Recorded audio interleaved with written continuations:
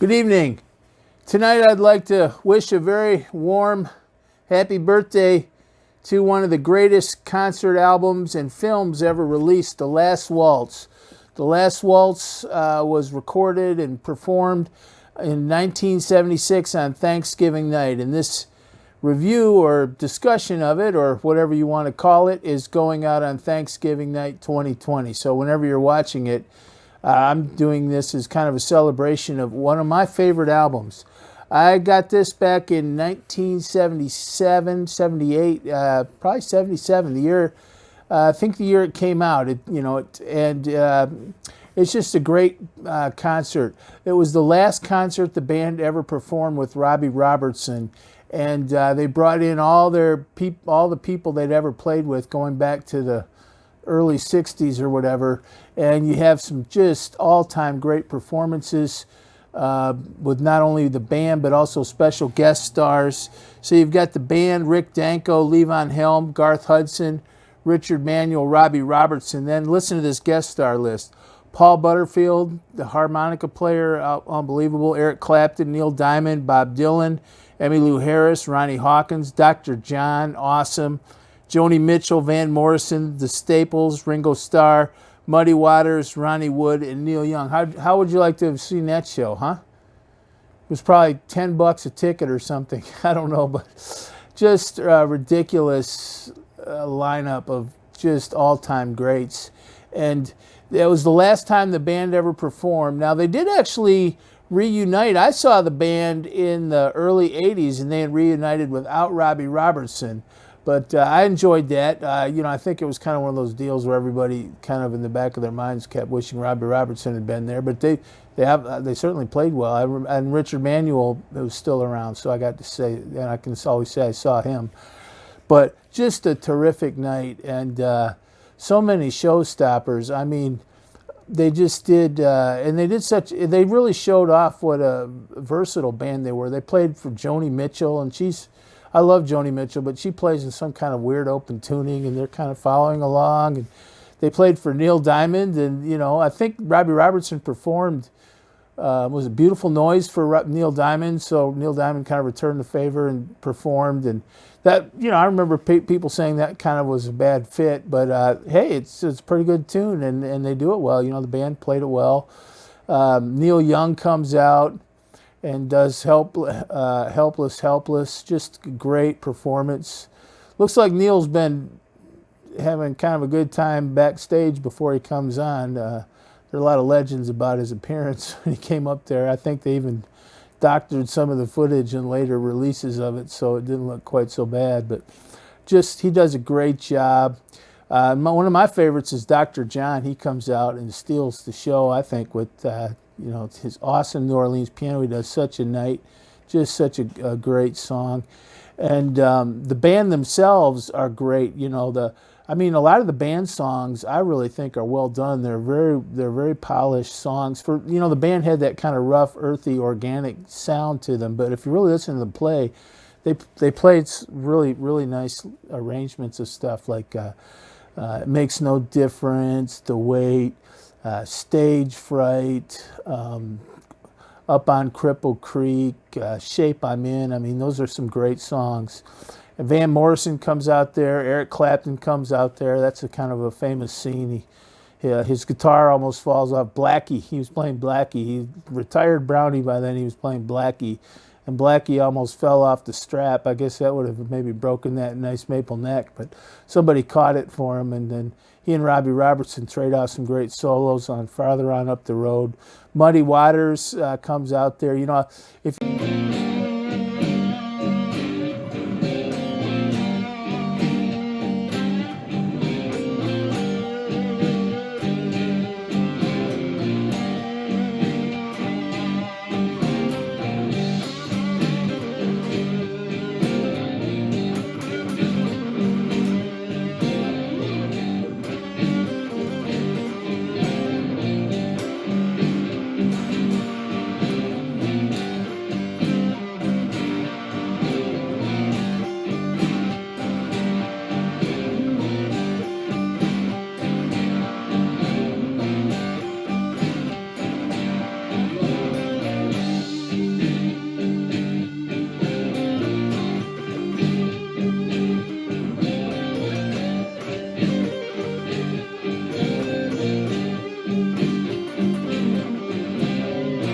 If you ever get a chance to watch that movie, Muddy Waters comes out, and it kind of fades in. It's kind of like Key to the Highway and Derek and the Dominoes. I think, was it Martin Scorsese put that movie together.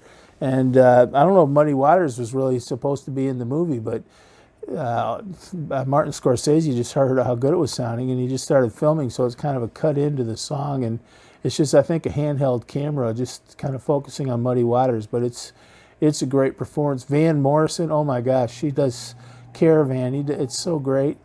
Bob Dylan comes out. And Bob Dylan is always great. I always like Bob Dylan, but he kind of is a little bit, you never know quite what he's going to come up with, but when he's with the band, he's got that kind of ramshackle period sound, and he does a couple pretty hard rockers, Baby Let Me Follow You Down, but then he does a beautiful Forever Young, and then they close with I Shall Be Released, which is just gorgeous, and it really shows the greatness of Dylan when he's surrounded by such good players that think and feel and have the same stylistic sensibilities he does.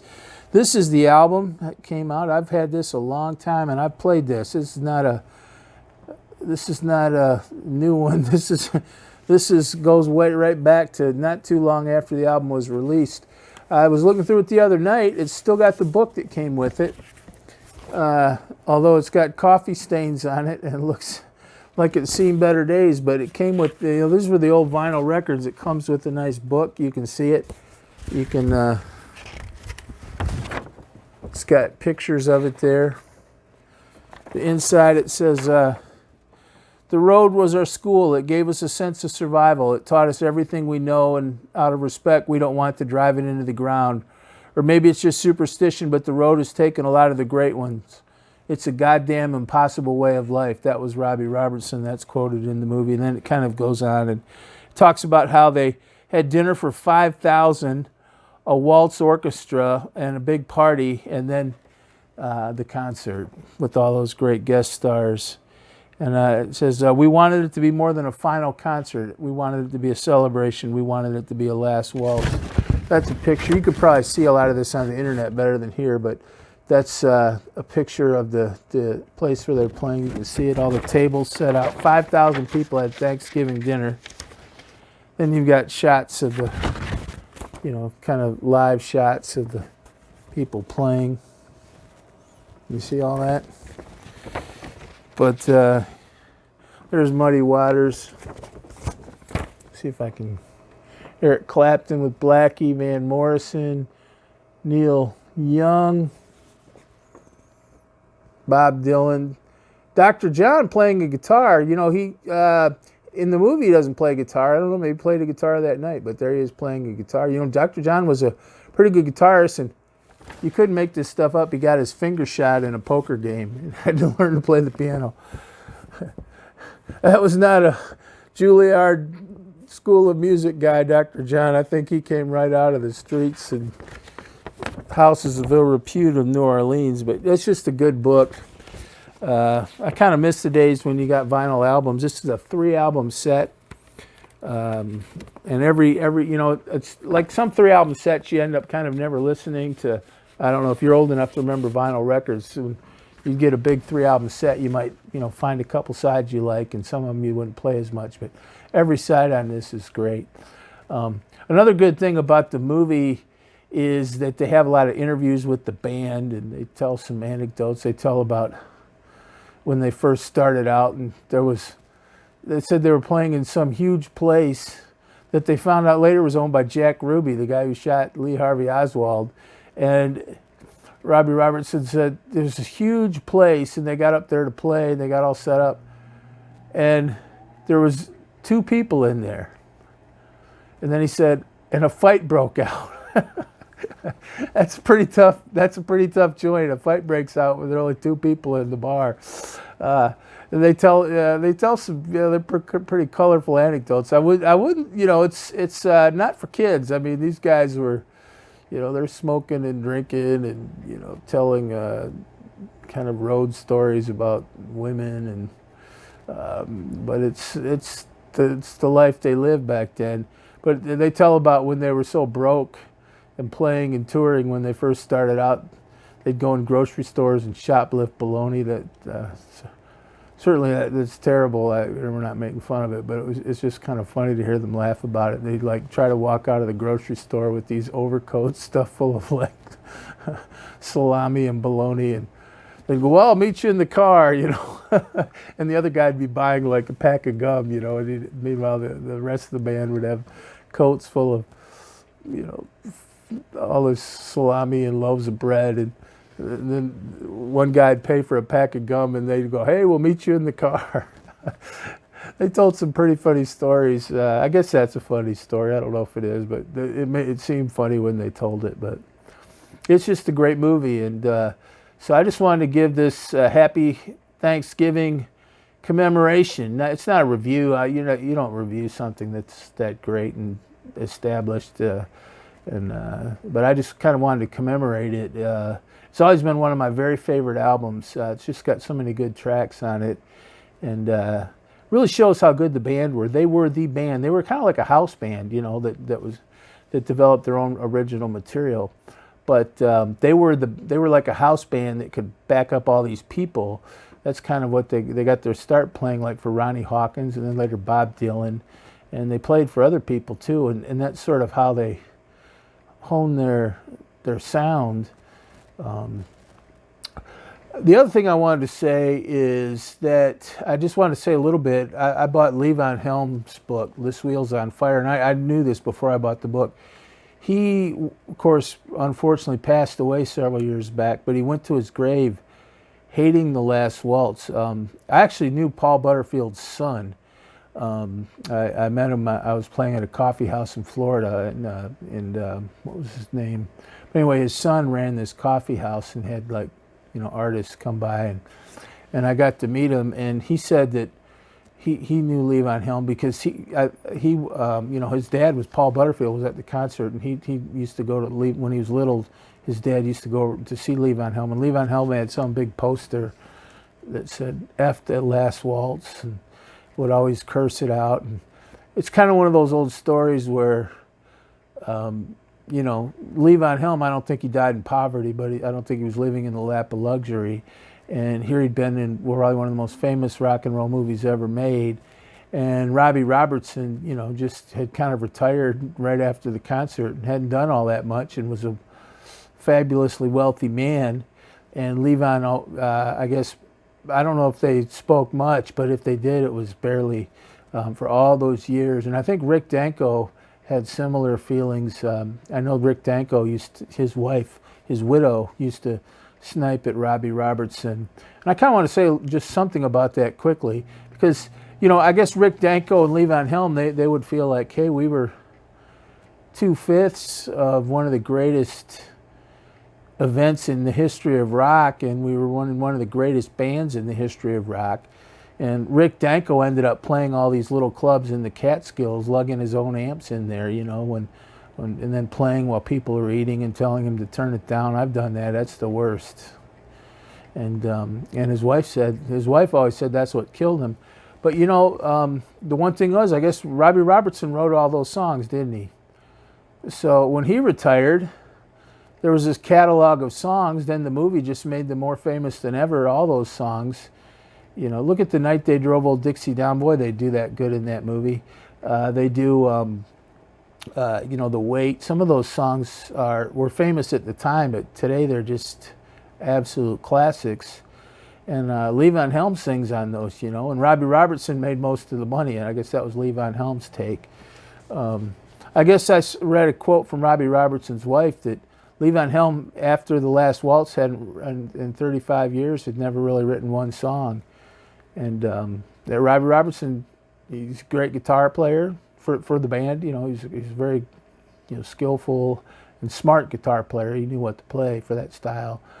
But he wrote all those good songs and all those good lyrics and everything. He was kind of a poet. So I don't know what you think about that, but it's kind of one of those sad situations you see where, you know, and same with Don Felder and, you know, several of those situations, you know, where they kind of start out as a band with all this camaraderie, and then a lot of times it's money. or it's, you can say it's ego, but a lot of times it's money, and a lot of times it's songwriting royalties. You know, the people that write all the songs start to make 10 times as much money, and the other guys in the band become almost like, you know, well-paid, hired musicians. You know, they're getting paid pretty well, I imagine, but they're not making anything like the royalties that come in when you write those awesome songs that just go into the lexicon of American music, like Robbie Robertson's did, or the Eagles, to mention. That's the kind of the situation with Don Felder too, I think. But all that aside, if you haven't seen it, you should watch the movie, because the movie is the album. I think there are a couple songs different, but the movie is the album. So if you have a good TV with a good sound system, watch it. And I think the first beginning of the movie, it says this movie should be played loud, and that's what you should do. Play it loud, and enjoy all the moments backstage. And it's a pretty cool concert. You still have some of the old folky, you know, New York folky stuff. A guy comes out and reads Chaucer in Middle English, and another guy comes out and reads sort of a beatnik version of the Lord's Prayer. It seemed kind of like it was right out of Greenwich Village, 1962-ish, you know. And it's pretty cool, you know. It's definitely pretty cool. You know, just you should watch it. If you haven't seen it, you should watch it. It's an all-time classic. Got to be one of the best rock concert albums, movies ever. I mean, just got to be, you know. But if you haven't seen it, watch it. You're missing something. And it was a special time in American history, too. It was 1976. It was still a little bit of that. I heard Dr. John in the special commentary say this. It was still a little bit of that out-of-control 60s feel, you know, where there was a lot of partying, and you never knew quite what was going to happen. And that was kind of dangerous, and I don't think shows are as often as kind of on the edge like that.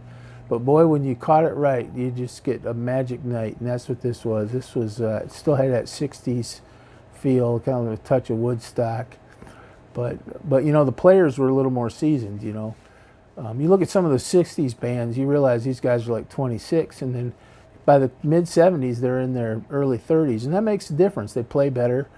You know, they maybe have added some better songs to their catalog. So I always thought the 70s in general kind of built on the 60s, only a little bit more seasoning and maturity and production values and all that, and you just had some great music. And this is some of the best music of the 70s right here. Out of the 60s, a lot of these guys came out of the 60s, you know, Dylan, the band, Joni Mitchell, but they're kind of 60s figures. But in the 70s, they had sort of seasoned into really, really the sweet spot of their artistry. And it's just a great album. I won't go on and on. You should watch the concert. Find it, watch it, listen to it in your car. God bless you. Happy Thanksgiving. I'm doing this on Thanksgiving.